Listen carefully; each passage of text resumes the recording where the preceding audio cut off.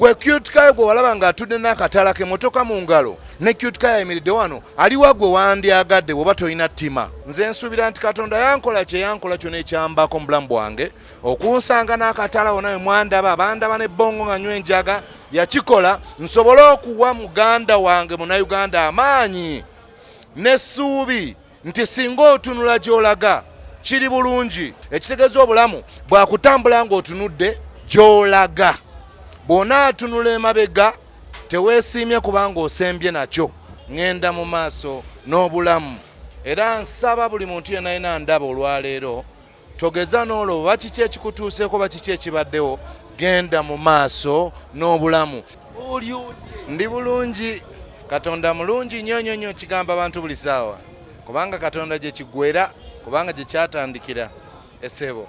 Olunaku olwaleero tukulabye ng'opafomingira abantu nga bakulaga omukwano, abantu nga bajjukira obuyimba bwe wakuba myaka gigyali nga 15. Kino owulira otya okuba nti abantu basobola okugegeenya oba okuyimba ennyimba zeezo naddala emyaka emito gye mpulira bulungi olw'ensonga kiba kitegeeza mu ngeri emu oba endala nti ennyimba nnungi. Katonda yampa omukisa ne nsobola okukola ennyimba ennungi we nazikolera essebo. Emabegako ebyatuukawo Qute Kaye gwe twali tumanyi n'ebizibu ebyamutuukako ne kaakati oza Qute Kaye omutuufu yali wakati.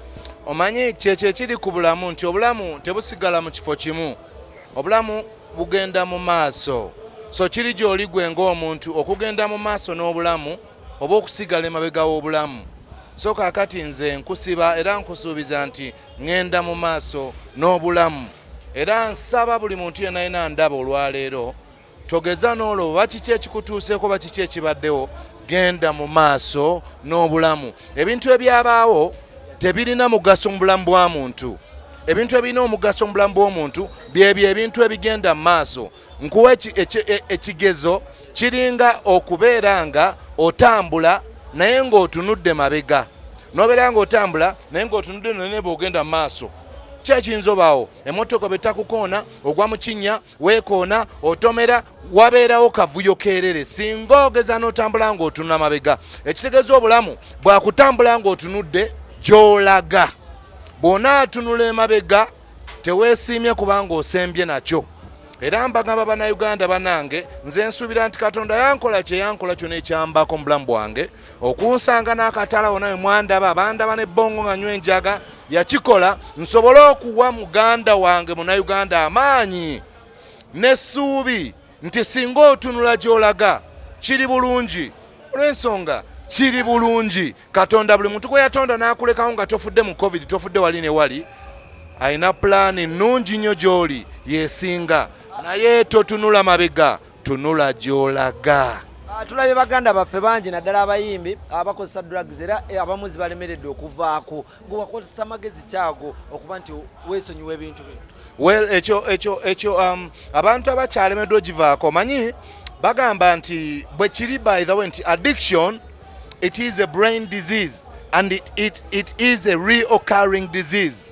Addiction si bulwadde obuwona ne bugenda, bulwadde obusigala naawe mpaka olunaku lw'olifa. Omulimu gwo ku maintaininga sobriety. Ekitegezo olina okukakasa nti toddayo gye wava. Kaakati gwe njagala nkubuuza ekibuuzo bambuze Munnayuganda ndaba olwaleero. Mwenna abandaba bannange, gwe Qute Kaye gwe walaba ng'atudde n'akatala k'emmotoka mu ngalo ne Qute Kaye ayimiridde wano aliwa gwe wandyagadde bw'oba tolina ttima. Ekitegeeza nange kimbuuze aliwa gwe nandyagadde, nandyagadde ono olw'ensonga agenda mu maaso. Ekyo kyabaawo naye kyabaawo. Embirigo nti si kyekigenda mu maaso tekyetaaga lwaki kyatuukawo oba bwokya bwe kyatuukawo. Ekikulu mu bulamu bw'omuntu yenna yenna kiki ky'okoze ng'ebintu bimaze okukutuukako. Ebikutuukako bwe bikutuukako mu bulamu bwo kiki ky'okoze. Mirundi emeka gy'okubiddwa?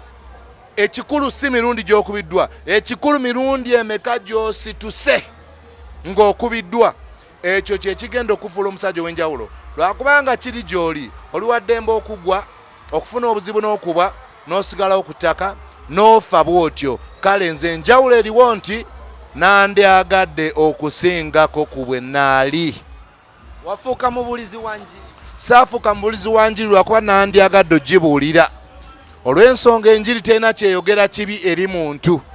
Enjiri kyeyogera kyonna kyonna kigamba nti yagala obulamu bwo bwagalire ddala n'okusingawo. Wali otandise Qute Kaye Another Chance Foundation yekomawo.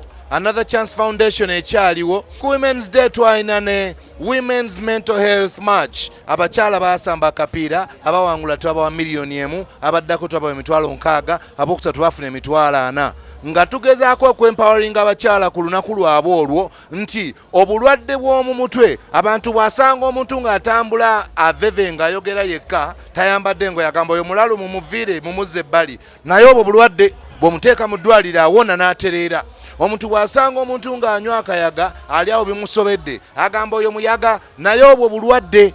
So tugezaako okwenlightinga n'okugamba abantu nti bannange ne buno bulwadde, ate ng'ekizibu ekiriwo nti obulwadde bw'oku mutwe bwe bulwadde obusinga obukulu olw'ensonga. Omusajja omu yagamba nti ensonga lwaki Katonda yatonda omubiri yali emu, gusitule omutwe. Yensonga yokka lwaki omubiri we guli kusitula mutwe. Olw'ensonga mu mutwe w'ololeza nti kati leero kande ku nakati omubiri gufune nutrients, leero naalya ku nsujju obwongo bulooze, leero naakola bwe nti leero nja kwagala ono oba ono muganye, leero nja kwagala kwa president oba naaba muyimbi naaba mukubi wa bifaananyi bana, byonna bibeera mu mutwe. Naye ate omutwe tetugufaako tetugulooza, era obulwadde obuli mutwe tulooza mbu oyo ayonoonese oyo nenenenenenene. So ku olwo olunaku lw'abakyala twali tugezaako okusonga n'okugamba nti bannange omutwe kintu kikulu. Naye sente ozijja wani ateekamu ku sente mu foundation?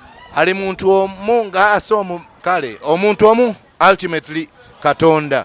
Lwakubanga waliyo mami wange omukyalo oyo omulungi bwemba mwogerako n'okukakkana, Mukama muwe omukisa mami wange oyo akoze buli kisoboka okubanga ndi mulamu leero, ne family yange Doc Prosi, Isaac, Jackie, Derek, Bambi n'omukyalo omulala Ruth. Bananga bantu bangi abo bonna ng'ogyeko mami abo bonna bosigadde okwogera bakyala bafe. Omusajja ono ayagala abakyala obwenzi obukuli, era bwenva ku kamera ngenda kusitula mpaka eri mu fulejje paka mu mufulejje owedde. Waliwo allegations ezaavayawoko nga omanya abanaku b'e Uganda abamu balina akamanyiro n'abamu boogera ebigambo byabwe. Etugabe tunanoonya ku musajja waffe tujja mubuuzako. Batugamba wava ku njaga ekyo wagita naye ate wasigala kabbiya. How true is that? Ebyo byonna obimixinze mukwano. Bagamba batugamba nti wasigala kabbiya okakwasa. Weero ekyo nakyo nja kugamba olwaleero nti si kituufu, era nga bw'owulira ebigambo by'abantu n'ebintu buli omu ayogera by'ayogera. Essebo nadda ku mazzi ne soda, pozi njagala nyene ka juice kano ka passion fruit juice.